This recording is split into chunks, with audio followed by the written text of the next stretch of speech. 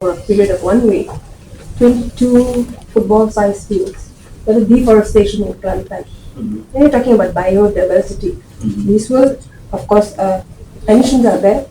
So what kind of moves or measures the ministry is going to take towards this rampant deforestation that's taking place in almost every state? Well, you have to what you call that to understand. One, of course, the control over land and forest is a state matter, so that it falls under the state list.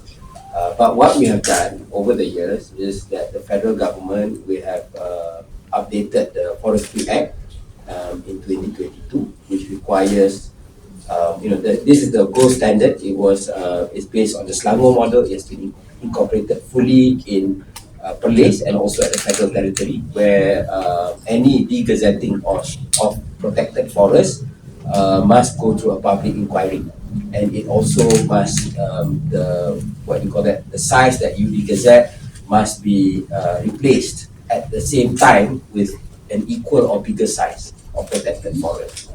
But again, because going back to the federal constitution, it's up to the states to adopt that.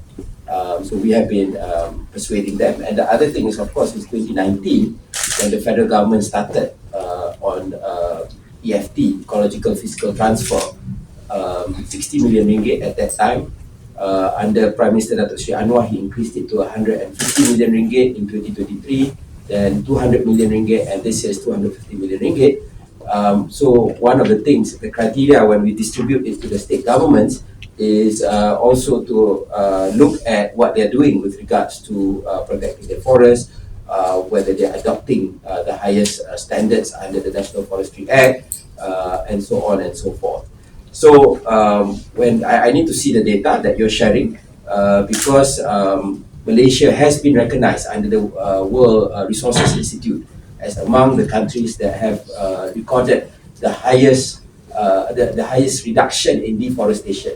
Yes, deforestation still happens, but we are among those with the highest reduction alongside Indonesia, Colombia, and Brazil. And we were mentioned by Antonio Guterres, the UN Secretary General, at the COP16 in Colombia, COP Biodiversity.